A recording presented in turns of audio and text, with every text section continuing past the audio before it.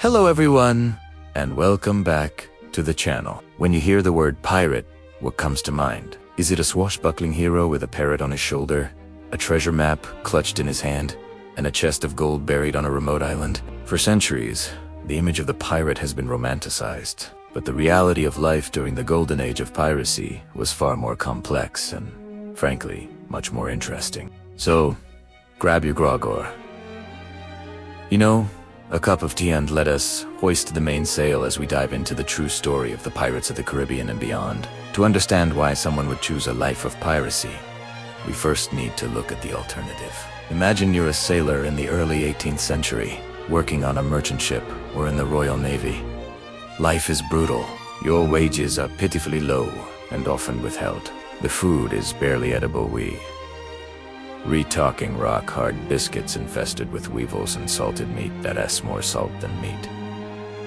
And the discipline, it's savage. The slightest mistake could earn you a flogging with the cat o' nine tails, a whip that could literally tear the flesh from your back. You had no rights, no voice, and your life was entirely in the hands of a tyrannical captain. Now, imagine another ship appears on the horizon, flying a black flag. They offer you a different life.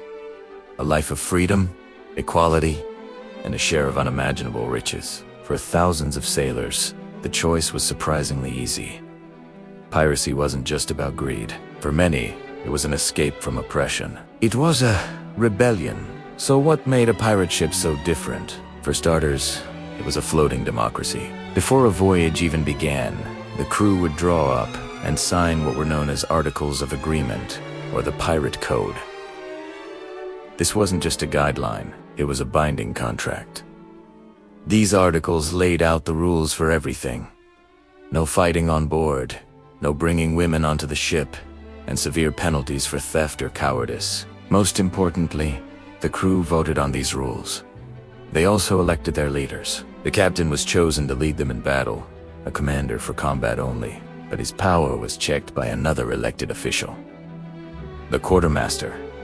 The quartermaster was the crew's representative. He handled day-to-day discipline, managed food and supplies, and, most critically, divided the loot. If a captain became too bossy or incompetent, the crew could simply vote him out. Can you imagine that happening in the Royal Navy?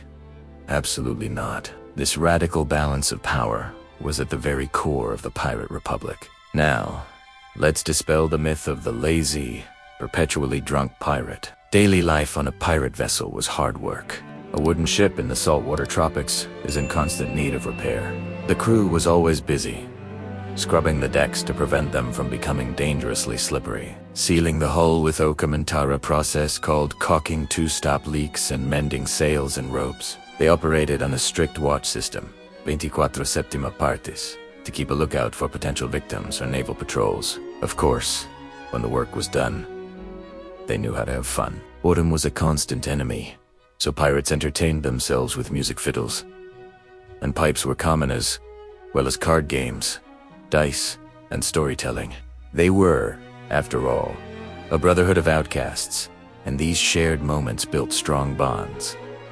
What about food and health? A pirate's diet started much like a merchant sailor's, with preserved foods, but the key difference was that pirates actively supplemented their rations. They would fish and hunt for turtles and seabirds whenever possible. And, of course, when they captured a ship, the first things they plundered were fresh food, livestock, and clean water.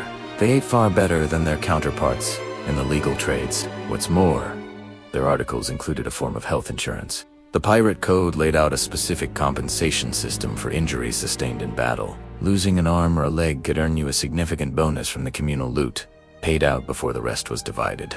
This system ensured that even a maimed pirate would be cared for, a level of social security unheard of in the navies or merchant fleets of the time. So, how did a pirate attack actually happen? It was rarely the chaotic free-for-all you see in movies. Pirates were masters of naval tactics and psychological warfare. They often used deception, flying the flag of a friendly nation to get close to their target without raising suspicion. Once they were within range, the real show began. They would hoist the Jolly Rogertha, infamous skull and crossbones. This flag was a weapon in itself. It was a terrifying symbol that sent a clear message. Surrender now, and we will show you mercy. Fight back, and we will show you none. Most merchant crews, knowing the pirates' reputation and remembering their own miserable conditions, would surrender without a fight. If a ship did resist, pirates would use their cannons to disable its masts and sails before closing in to board. Once a ship was taken, what happened to the loot? All captured goods were considered common property. The quartermaster took charge, cataloging everything of value. It wasn't just about gold and silver. Cargo like sugar, spices, cloth, and medicine were all highly valuable. The pirates would then sail to a pirate-friendly port like Port Royal in Jamaica or Nassau in the Bahamas, where merchants were happy to buy their stolen goods. No questions asked. After the goods were sold, the money was divided. First, compensation was paid to any crew members injured in the attack, according to the ship's articles. Then, the remaining wealth was divided into equal shares. Every single crew member, from the captain to the cabin boy, received a share. The captain and quartermaster might get a share and a half or 2 shares, but the distribution was remarkably egalitarian. Life on shore was a completely different story. After months of hard work and danger at sea, pirates with pockets full of silver and gold would hit the taverns and gambling dens. This was their time to let loose. Talib, Bialiv, Fast, Dayong, philosophy. Spending their money as quickly as they earned it, on drink, gambling, and lavish parties. They knew their career was likely to be short and their end violent, so they squeezed every drop of pleasure they could from their time on land. This cycle of plunder and extravagance defined the pirate lifestyle. So, where did all the popular myths come from? Buried treasure. There is almost no historical evidence of pirates burying treasure. Why would they? They wanted to spend it, not hide it. Walking the plank, again, largely a work of fiction. Pirates had far more direct and brutal methods of dealing with enemies, though marooning or leaving someone on a deserted island was a real and terrifying punishment. And the classic parrot on the shoulder. This iconic image comes almost entirely from one character. Long John Silver's parrot, Captain Flint, in Robert Louis Stevenson's novel, Treasure Island.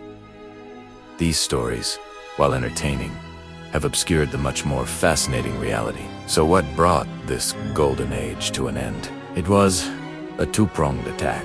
First, the authorities began offering royal pardons. King George I of England offered a full pardon to any pirate who surrendered by a certain date. This sowed division and mistrust within the pirate ranks. Some, like Benjamin Hornigold, accepted the pardon and even became pirate hunters themselves. Second, the European navies finally got serious. They sent powerful warships and skilled commanders, like Woodes Rogers, to the Caribbean with one mission: to eradicate piracy.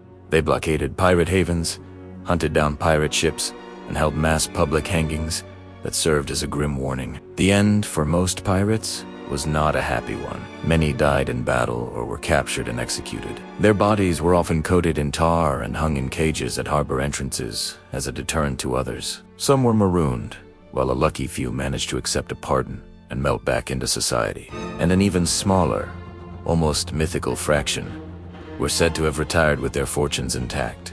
The romantic image we have today was largely shaped after the era ended by books like Captain Charles Johnson's A General History of the Pirates, which mixed fact with sensationalism, and of course, Treasure Island, which cemented the fictional pirate archetype in our collective imagination. Hollywood then took that image and ran with it, giving us the swashbuckling adventures we know and love today. The true story, however, is one of rebellion, democracy, and a surprisingly organized society of outlaws who created their own rules on the high seas. Thank you so much for joining me on this voyage into the past. If you enjoyed uncovering the truth behind the myths, please hit that like button and subscribe to the channel for more deep dives into history. Let me know in the comments which historical topic you'd like to see next. Until then, stay curious.